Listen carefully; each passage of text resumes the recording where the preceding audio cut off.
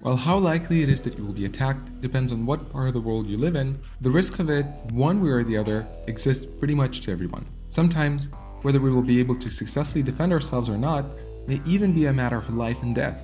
There were plenty of people who were able to defend themselves without knowing martial arts or having any formal self-defense training, yet that is not always the case, and when it is not, the results are tragic.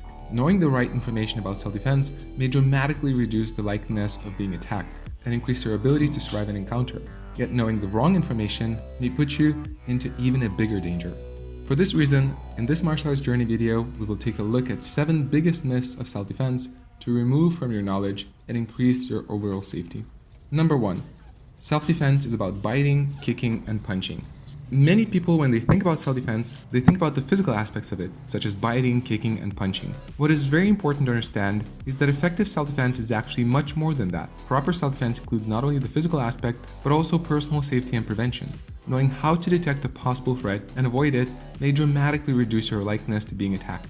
Also, finding a creative solution, such as devaluating yourself in the midst of encounter, is also a great possibility. At the same time, if you think of self-defense as just using physical force to protect yourself, you are much more likely to miss other opportunities and engage in a physical confrontation while risking, sometimes unnecessarily, severe injury in a direct physical confrontation. Number 2. The first line of defense is kicking to the groin and poking the eyes. This is probably the most common myth in people who have never trained self-defense or were engaged in a questionable self-defense program. A number of people believe that if a self-defense situation arises, the best solution is either to kick to the groin or poke your finger to the eye of the attacker. The reason this is a myth, first of all, is because a kick to the groin will not always incapacitate the attacker. Sometimes it may cause less pain than intended and won't stop the attacker from continuing to attack. And in other cases, a defender may simply be unable to kick to the right place, given the stress of the situation and many other variables such as distance, height of the person, and more. Pretty much the same applies to gouging eyes. Not only it is difficult to train this movement since you cannot keep poking the eyes out of your training partners and it's risky to rely on a movement that you have not trained, the eyes are also a very small target on a head, which will not be staying in one place. Presented with the adrenaline, stress, and the chaos of a real-life situation, there is very little chance to use this technique effectively, while much more could be achieved with more effective solutions instead. Number 3. Size doesn't matter. Some defense systems claim that self-defense techniques exist in which size doesn't matter.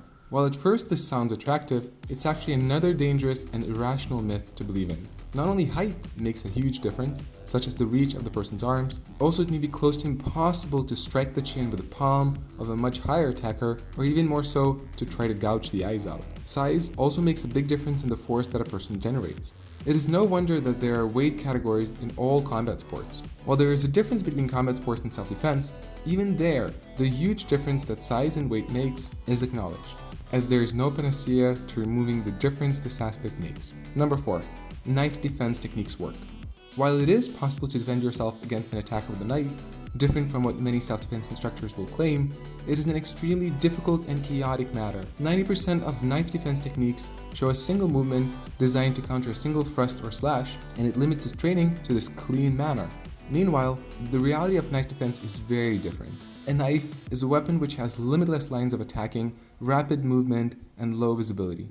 All the top-level self-defense experts that I interviewed spoke very cautiously about knife defense and warned that if you will have to defend against a knife, you should not expect to get out clean of it and uncut, as it is such a difficult scenario to handle. Investing yourself in a single, clean technique against a knife may create false confidence, and relying on it in an actual knife defense situation may be deadly. Number 5.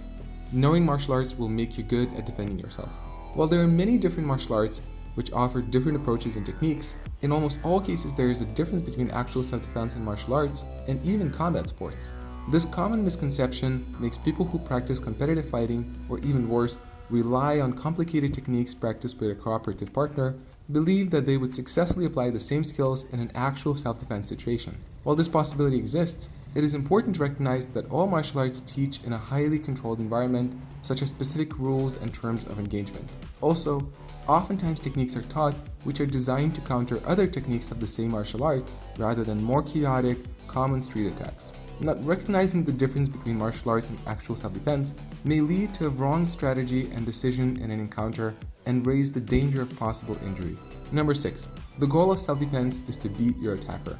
Continuing the line of thought and difference between martial arts and self-defense, and not limiting to it, a dangerous misconception, first of all, is not recognizing the difference between a consensual fight and non-consensual fight. A consensual fight most of the times can be avoided and sprouts from two egos colliding. It also oftentimes ends in one person winning or others separating the people engaged. This is not self-defense. It is stupidity and follows different guidelines. A self-defense situation is non-consensual and often is led by an assault in which a defender's goal is not to beat the other person, but to survive by all means necessary. This may lead to a very different approach in the attempt to disengage and run away at first opportunity. If a person is bound to defeat the attacker, he may re-engage and stay in a fight when it is absolutely not necessary, and in this way risk to get caught by an unexpected attack or more attackers. Number 7. Training self-defense and thinking about it will draw a physical confrontation to your life.